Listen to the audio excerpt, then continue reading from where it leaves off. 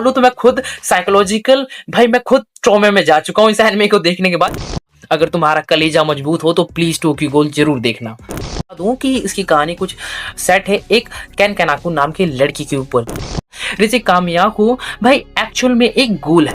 लियो तुम बहुत अच्छे इंसान हो, अच्छी बात है तुम्हारी वजह।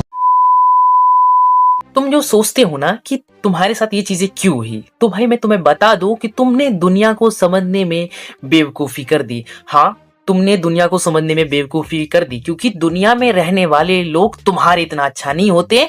तुम्हारे जैसा नहीं है इंसान कि भाई तुम जिस आइडियलिज्म को फॉलो करते आए हो, जो तुम्हारे पेरेंट्स ने सिखाया है ना कि इंसान तुम्हें अगर चोट देता है तो तुम उस चोट को सह जाते हो, बदले में दूसरे को चोट नहीं पहुंचाते हो। तो इस आइडियलिज्म के साथ तुम चल रहे हो। तुम बहुत अच्छे इंसान हो, अच्छी बात है तुम्हारी वजह से इंसानियत बची हुई है, बट हर इंसान ऐसा नहीं होता है। दुनिया में भाई जितने लोग हैं सबके सब बुरे हैं, मतलबी है, फरेबी है। वो मतलब के लिए इस्तेमाल करना जानते हैं और मतलब खत्म होने के बाद अगर तुम रो रहे हो या गिड़गिड़ा रहे हो या कुछ भी कर रहे हो या मर रहे हो, उन्हें फर्क नहीं पड़ता है।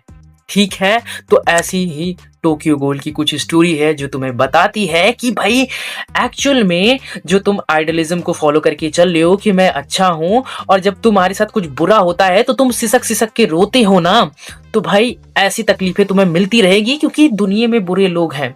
और वहां पर स्टैंड आउट करने के लिए तुम्हें कलेजा मजबूत करना पड़ेगा कि तुम्हें अगर अपने आइडियलिज्म को भी लेके साथ में चलना है कि मुझे अच्छे बने रहना है, कि मुझे कोई चोट देता है तो मुझे बदले में उसे चोट नहीं पहुंचाना है, इस आइडियलिज्म को भी आगे बढ़ाना है। तो देखो, तुम्हें उसके लिए कलेजा मजबूत करना पड़ेगा कि जब कोई तुम्हारे गाल पे एक चाटा मारे तो भाई तुम सहकर चुपचाप चले जाओ और तुम्हें उसके लेकर सोचना भी ना पड़े कि भाई उसने क्यों मारा, किस लिए मारा है। अगर ऐसा सोचते हो तो भाई तुम्हारा तकलीफ होगा। चाहे ये चीजों को फॉलो कर लो या फिर ये कर सकते हो तुम कि भाई तुम मॉन्स्टर बन जाओ, क्योंकि पूरी दुनिया मॉन्स्टर है, तुम भी मॉन्स्टर बन जाओ उनकी तरह ही, कि जहां पर तुम भी लोगों का भाई यूज करना शुरू कर दो, या फिर यूज ना करना सही, या फिर लोगों से दूरी ही बना लो, कट ऑफ ले लो, किसी से कुछ भी मतलब बोलो, चुपचाप रहो, एक जगह पड़े रहो, कुछ भी मत करो। इससे तुम किसी को ना हर्ट करोगे ना तुम्हें कोई हर्ट करेगा। ऐसी चीजें तभी पॉसिबल है। अब तुम खुद सोचो कि भाई टोक्यो गहोल जैसी एनिमे ऐसी चीजों को भाई उठाती है सवाल मन में कि भाई इंसान करे तो करे क्या। जहां पर भाई मैं पर्सनली बोलूं तो मैं खुद साइकोलॉजिकल भाई मैं खुद ट्रॉमे में जा चुका हूं इस एनिमे को देखने के बाद, जो कि हिंदी में फिलहाल स्ट्रीम के लिए आ चुकी है। टोक्यो गहोल का सीजन 1 12 एपिसोड जिसे मैंने स्ट्रीम कर लिया है। जहां पर मैं सच बता रहा हूं साइकोलॉजिकल भाई मैं खुद समझ में नहीं आ रहा है कि मुझे क्या करना चाहिए। मैं सच बताऊं तो पर्सनल ओपिनियन बोलूं कि इस एनिमे को देखने के बाद मुझे ऐसा फील होता है कि मुझे पर्सनली आधा बुरा बनना चाहिए, आधा अच्छा, कि जिसने मेरे साथ बुरा किया है मैं उसके साथ बुरा करूं, बट मेरे अंदर की आत्मा बोलती है कि तू ऐसा नहीं है, ऐसे तुम भी नहीं हो। जहां पर भाई मैं ऐसे क्वेश्चन से जूझ रहा हूँ, साइकोलॉजिकल चीजें से भाई जूझ रहा हूँ, जहां पुरानी पास्ट की कुछ चीजें भाई ट्रिगर कर रही है और बुरा भी फील हो रहा है, और मैं कई बार बहुत लो भी फील हो जा रहा हूँ इस एनिमे की बदौलत। वो भी टोक्यो गहोल, जो कि भाई हिंदी में फिलहाल स्ट्रीम के लिए अवेलेबल हो चुकी है, जिसका पहला सीजन हिंदी ऑफिशियल डब के साथ आ चुका है, 12 एपिसोड है, जिसे देख चुका हूं मैं। जहां पर इसकी कहानी में विदाउट स्पॉइल या स्पॉइल कम करते हुए तुम्हें मैं बता दूं कि इसकी कहानी कुछ सेट है एक केन केनाकू नाम की लड़की के ऊपर, जो फिलहाल एक अनाथ बच्चा है जिसकी मां नहीं रह चुकी है और फादर का कुछ ज्यादा जिक्र नहीं है। बचपन में वो लापता है, शायद से मर गए, मैंने उतना ध्यान नहीं दिया एनिमे में। जहां पर फिलहाल हमें ये बताई जाती है कि वो लड़का भाई बुक्स लेवर से, वो बुक्स से कुछ ज्यादा ही प्यार करता है, बुक पढ़ना उसे पसंद है, और साथ में हमें ये भी बताया जाता है कि वो लड़का कॉलेज स्टूडेंट है और उसकी लाइफ मस्त एकदम नॉर्मली चल रही होती है तब तक जब तक कि रिजी कामियो के नाम की लड़की उसकी लाइफ में एंटर नहीं होती है। भाई देख, जानते हो ना, लड़कियों के एंटर होने के बाद लड़कों की लाइफ थोड़ी सी कुछ टाइम के लिए स्माइली भरी रहती है, फिर डिस्ट्रॉय हो जाती है, फिर घोड़े लग जाते हैं। वही वाला उसके साथ भी हो जाता है, जहां पर ये थोड़ा अलग वे में होता है, उसके घोड़े लगते हैं। जहां पर मैं तुम्हें बता दूं, रिची कामियाको भाई एक्चुअल में एक गूल है। अब तुम्हें बता दूं कि गूल क्या होता है, तो इस एनिमे में एक क्रिएचर का जिक्र है। वो क्रिएचर एक्चुअल में इंसान की भाई फ्लैश या इंसान को खाकर ही जिंदा रह सकता है। अगर वो इंसान को ना खाए तो वो जिंदा नहीं रह सकता, सर्वाइव नहीं कर सकता। गूल जैसा क्रिएचर इस एनिमे में जिक्र है और रिजे वही है। और होता कुछ ऐसा है कि जहां पर अपना केन केनाकू भाई वो अपने रिजे के काफी क्लोज हो जाता है, और भाई तुम जानते हो लड़कों के ना कि भाई लड़की देखी नहीं वहां लार टपकाना शुरू हो जाता है। जहां पर वो टपकाते हुए उसके साथ डेटिंग के लिए जाता है, और रिजे तो भाई एक गूल ठहरी, एक क्रिएचर ठहरी, वो अपनी भूख मिटाने के लिए भाई उसके ऊपर हमला कर देती है। हमला करने के बाद कुछ ऐसा होता है कि जिस जगह पे वो हमला करती है उसे खाने के लिए, उसकी फ्लैश खाने के लिए, वहीं पर एक्सीडेंटली एक एक्सीडेंट हो जाता है। और एक्सीडेंट में होता कुछ ऐसा है कि अपने कैन कनाकू और साथ में रिजे दोनों के दोनों बहुत ब्रूटल तरीके से भाई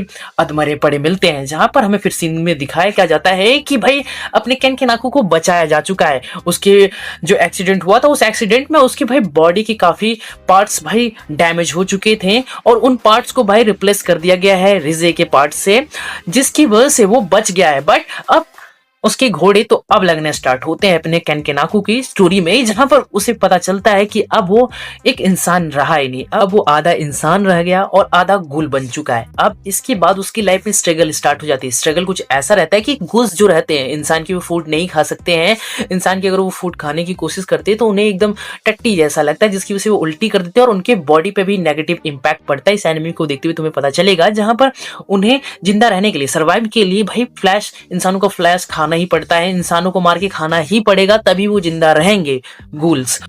ऐसा तुम्हें देखने को मिलेगा, जहां पर ऐसे सिचुएशन में अब केनाकू फंस जाता है कि भाई अगर उसने इंसानों को मार के नहीं खाया तो भाई वो मर जाएगा। तो वो तुम्हें इस एनिमे में देखने को मिलेगा कि भाई किस तरह वो अपने सर्वाइव के लिए वो क्या क्या चीजें करेगा, क्या वो इंसान को मार के खाएगा या नहीं, ये तुम्हें इसी एनिमे में मिलेगा। और जहां पर इसमें फिलहाल सीजन 1 में मुझे कोई जवाब नहीं मिला है कि एक्चुअल में गूल्स क्रिएचर क्यों है, कहां से आए हैं, किस लिए हैं, ये सब कुछ भी नहीं बताया गया है।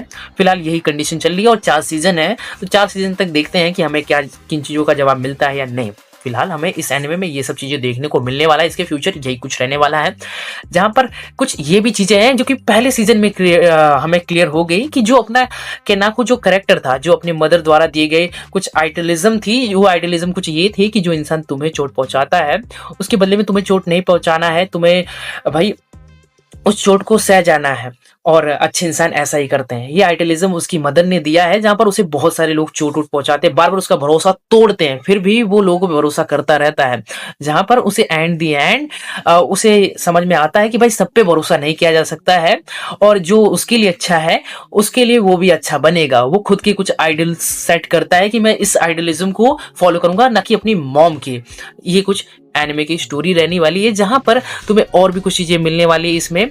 जहां पर तुम्हें सीसीजी मिलेगी, एक तरफ से पुलिस टाइप की बोल सकते हो इस एनिमे में। वो पुलिस भाई एक्चुअल में गूल्स को भाई खतरा समझते हैं और उन्हें देखते हैं, उन्हें मार डालने का काम करते हैं। तो भाई वो भी अपना केनाकू सीसीजी से भी कैसे बचता है, कैसे जूझता है, ये सब चीजें तुम्हें इस एनिमे में देखने को मिलेगी। इंटरेस्टेड काफी स्टोरी है, काफी यूनिक चीजें और लिटरली ट्रोमा में तो ये भाई साइकोलॉजिकल तुम्हें भी डाल सकती है। तो अपने रिस्क पे ये एनिमे देखना।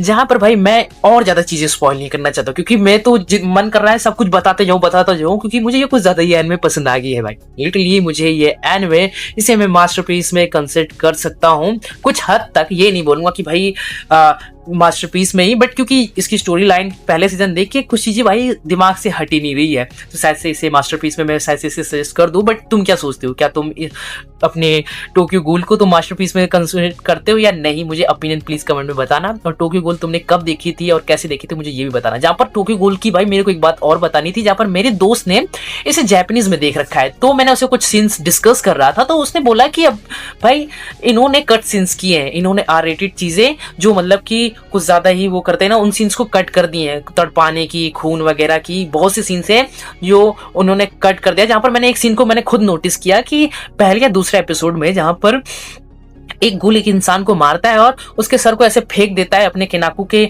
सर, वो गोद में जब गिरता है तो उस सर को उन लोगों ने पूरा ब्लैक ब्लैक कर दिया था। तो इससे समझ में आता है कि शायद से क्रंचीरोल आई थिंक डबिंग करा रहे हैं, तो उन्होंने भाई कट सीन करवाए कि कुछ ज्यादा ही R-rated है। और सच में ये ब्रूटेड एनिमे है भाई, ये साइकोलॉजिकल ट्रॉमा डालता है, इम्पैक्ट डालता है लोगों पे ये एनिमे। जहां पर भाई मैं इसके एनिमेशन को लेकर बात करूं तो देखो, एनिमेशन को भी लेकर बात करूं, लिटरली मुझे इसके एनिमेशन बड़े चुम्मे से रही है भाई। पता नहीं मैंने टाइम पीरियड नहीं देखा, पर इतनी पुराना एनिमे होते हुए भी इतने प्यारे एनिमेशन कैसे कर लेते हैं। आज की कुछ हाई बजट में मतलब कि कुछ एनिमे बना रहे हैं, बट वो वाइब नहीं दे पाते हैं। जहां पर ये 2D एनिमेशन भाई कितने अच्छे हैं। लिटरली टोक्यो गूल के एनिमेशन में मुझे पसंद आया है। और हिंदी डबिंग देखो भाई, मैं जापानीज वगैरह नहीं देखा हूँ, बस उसका एक ही डायलॉग याद है, रीसेंड, यही बस याद है, और उसका भी मीनिंग नहीं पता है मुझे। और मैंने हिंदी में देखा जहाँ फीलिंग्स को कनेक्ट कर पाया, तो यानी अच्छी डबिंग है, तो मुझे अच्छी डबिंग भी लगी है। बाकी तुम अपनी ओपिनियन कमेंट में बताना। और बस भाई टोक्यो गोल को लेकर इतनी बातें काफी है।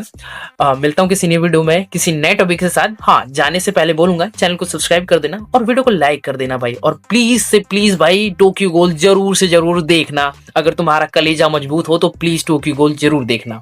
चलो बाय बाय।